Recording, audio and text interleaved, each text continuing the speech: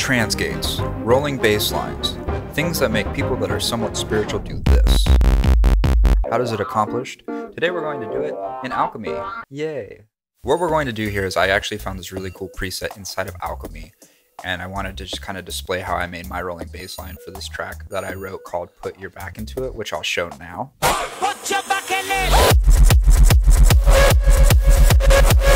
Alright, so if we hop into Logic here, we can see that I have just this one layer, and this is the sound by itself.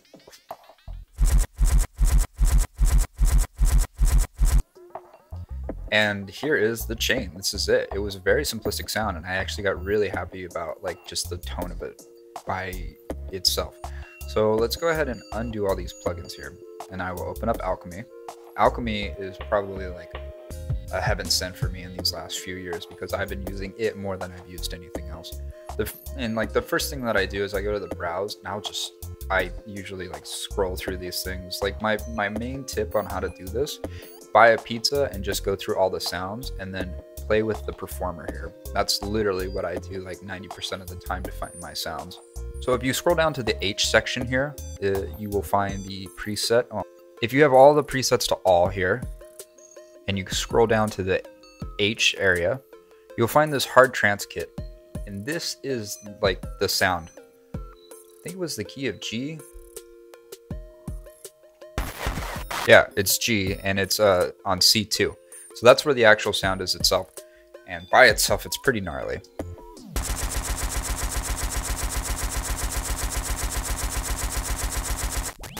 It's like some industrial stuff. What I did to actually get the sound was the first time I heard it was in this, the performer was on fat. And I was playing around with this.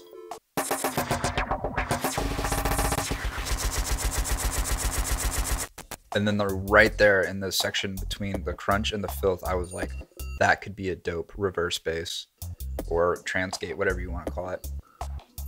And we're going to use practically no third-party plugins, even though I'm using FabFilter, the Ozone Imager, and LFO Tool.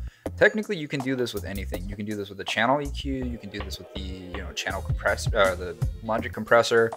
LFO Tool is nothing more than just sidechain, just more precise. So you can do this like with anything you want. And as you can see, I have a channel EQ here, and I'm not going to show this first. We're going to show this afterwards because I usually start like halfway down the chain, and then I'll add plugins back to make sound. So literally the first thing I needed to do was get sub to this actual sound. And I was really nervous because I was like, I don't know if it's actually going to have any like low frequencies inside of it. And I was wrong. It had a lot, actually. It had a lot, but it was like all over the place. This is 23 dB of 40 hertz, and I cut off the low end. Let me show you what it sounds like without that.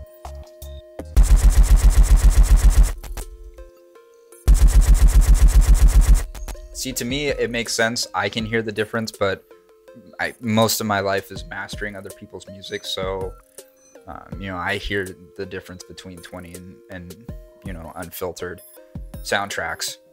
So because I was so crazy, the next thing I wanted to do was add like a compressor, and I pretty much slammed the crap out of this thing. I wanted a fast attack, or excuse me, a slow attack, because I wanted it to like actually pop, because that's the point of the sound, is it's supposed to pop.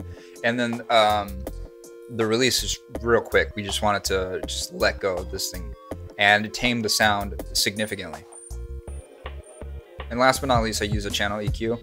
As you all know, I hate the channel EQ because it's so horrible. But in every single scenario, when it comes to like making unique sounds, it's been the best thing ever for me.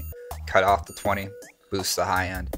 It's literally the worst thing. And what's happening is it's actually phasing the whole entire sound, which is giving these weird artifacts, but I love it. Added the imager here because I really want to make this mono. But I didn't want to take away the stereo width of it completely, but I needed to tame it a little more because the sub is literally like left and right. Ooh, I'm punching my microphone. So let's go ahead and turn this on.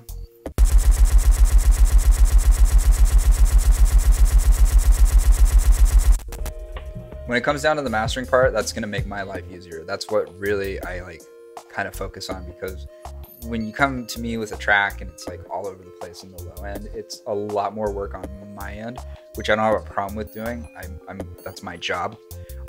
But for when you're taking your tracks to other mastering engineers and your low end is like very stereo width and it's all over the place, sometimes it's more annoying.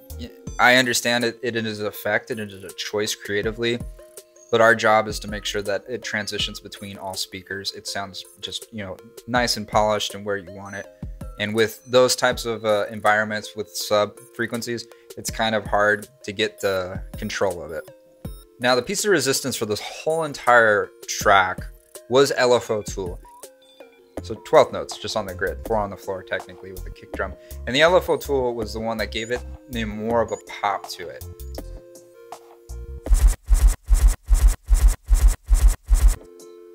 You know, da-da-da-da-da-da-da. I was using preset number 4. It felt too smooth. I didn't like it. So I pulled this up, I think about right here.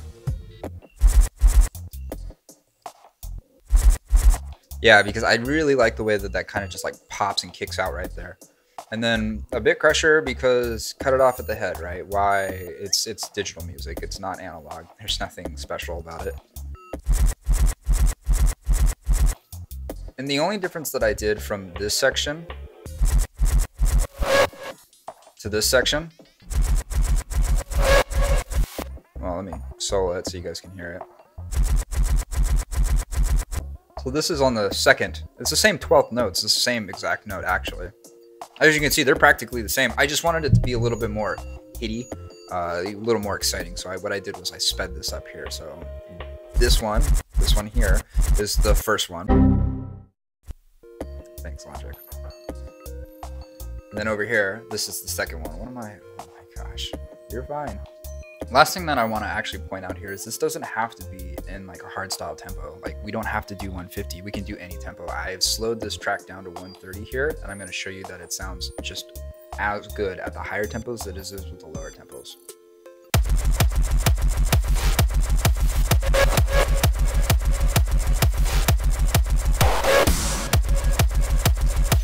So as you can see, like we're in 130 and it's still kind of grooved. I mean, we can even go a little lower and I think it would still, multiple tempos.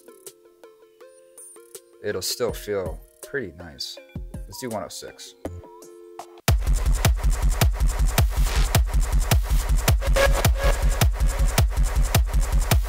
That's pretty cool.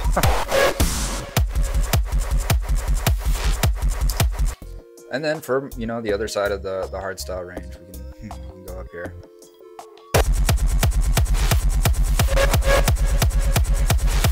Which actually sounds really dope.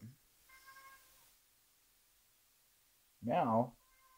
Cool, if you guys like what I did today, go ahead and subscribe and hit like. It really helps me out in the long run. Makes me want to do more of these videos. With that being said, also in the description, you'll find that you will get a one shot of this sample if you don't have Logic. It'll be in the key of F sharp and it'll be just straight. There will be no sidechain added to it. So go ahead and download that and destroy it. Show me what you build out of it. Cool, thanks. Bye.